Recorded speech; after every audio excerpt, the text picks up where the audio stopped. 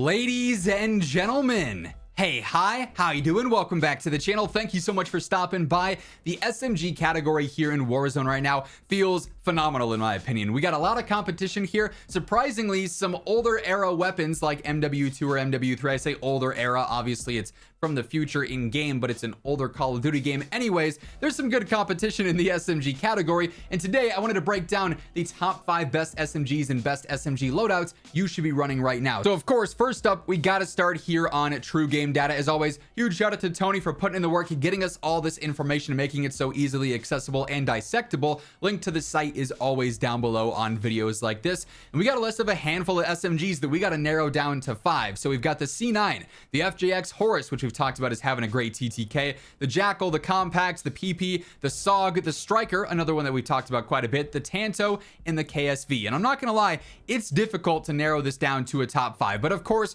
we're looking at 300 health, a combination shot TTK. I've narrowed the graph down to about 45 meters. Obviously you're really only realistically trying to use SMGs like this about 25 meters and closer to maximize their overall efficiency here. But this graph, it's competitive for sure. There are some surprising things going on here. First up though, we got to start eliminating things, right? And I think an obvious one here, unfortunately, is the Tanto. This is one that I think a lot of us wanted to be great, but unfortunately it's not. It's the inverse of what we thought it was going to be, as a good sniper support choice, good range like it has in multiplayer. Yeah, through the first damage range of 12 meters, it's one of the worst TTKs, and then it drops off a cliff. So like, very obviously that one's getting knocked down.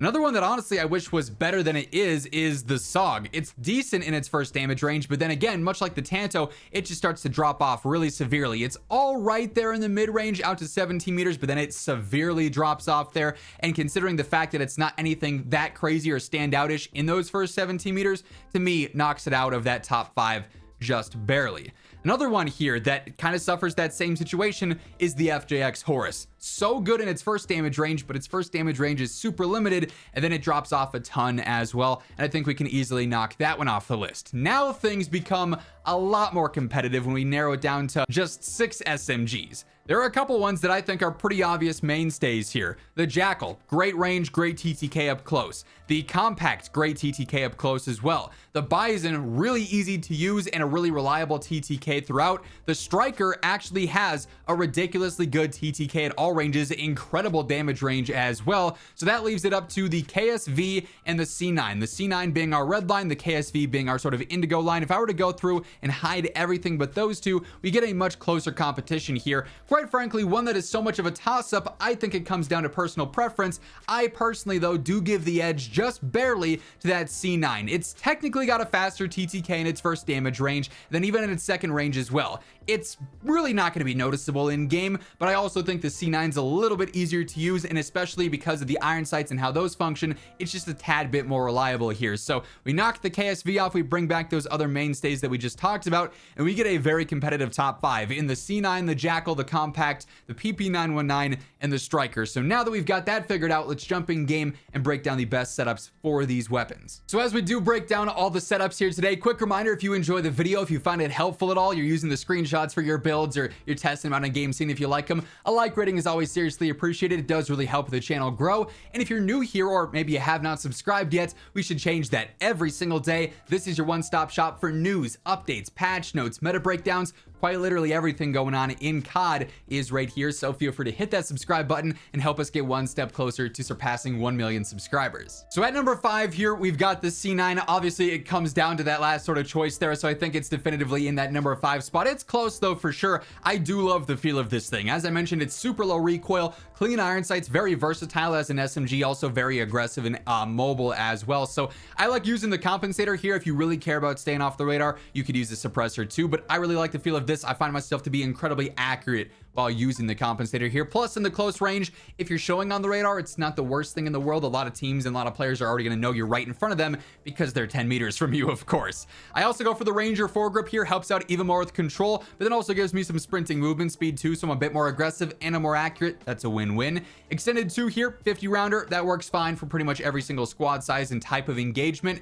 Ergonomic rear grip on here helps out the ADS. The slide to fire is also a really important deal there too, especially for my gameplay where I slide around a ton. And then I like the balanced stock on here too for better strafe, general movement, ADS strafe. Just makes it more aggressive. This is definitely a build that could benefit from gunfighter, throwing on a barrel to extend the range. You know, a fire mod like overpressured or recoil springs could be really good as well if you wanted to, or you could just mess around switching out some of these for something like that. But in general, the C9 is a fantastic SMG choice. Now the Bison or the PP919 is probably my favorite feeling SMG in the game just because of how reliable it is. It's low recoil, love the iron sights. You get a great default mag right away, so you don't have to burn an attachment on that. It's mobile, it's got great range. Like, this is checking every box for me. Only reason it's at number 4 is just because its TTK is not as fast as some other ones, especially in that first and part of that second damage range as well. But you can't go wrong with this thing. Suppressor on here, again, if you wanted to switch over to a compensator for better control or something, feel free to do so, but for me, the base suppressor feels fantastic. Reinforced barrel, some better range, some better velocity. We end up with a 702 velocity, that's fantastic, and then a 15-meter effective damage range is really good for an SMG as well. Ergonomic rear grip here too for the better slide to fire and ADS speed, so I'm just a little bit more aggressive. Balanced stock yet again for all the movement benefits that offers. And then I really like the feel of recoil springs too. You don't need a magazine, as I mentioned, because you already got base 64, so something like recoil springs or even overpressured is solid there too. Rapid fire, I've tested the damage reductions there, don't really actually help anything, so not really a fan of that, but you're accurate with this thing. It'll melt, it'll feel really easy to use at the same time at all ranges you're realistically fighting, so love this thing. Hey everyone, start 2025 off right, feeling hydrated and energized with the help of G Fuel. If you're looking for that extra boost or just simply wanting to stay hydrated, G Fuel has so many different flavor options. They've got their standard energy formula, they've got their hydration formula, they've also got their cans as well, so a little bit of something for everyone. And if you're ever looking to pick up something from the G Fuel site, code Immortal gets you a 20 to 30% off discount on basically everything, so the link for that will be down in the description below. Now at number 3, we've got the Striker. This thing, as we saw in that graph, has a ridiculous damage range. It is by far one of the best sniper support options in the game. It's not nearly as aggressive as some of the BO6 options, particularly in its first damage range, but then you get out to 15, 20, 25, 30 meters, that sniper support territory, and this thing just utterly dominates if you can stay accurate. So I try and balance some mobility and then accuracy with this loadout in general. I don't really like the irons, especially when you are fighting in the mid-range, so I go for the slate reflector, clean little red dot. This is really a matter of preference. If there's a different scope you like more, feel free to run that. Sonic suppressor will function just like the other ones, extending out that range and that velocity, which is obviously super convenient. We end up with a 667 velocity and a 13-meter effective damage range, so we are set there. Then the drop-off's obviously not very harsh as we saw on the graph.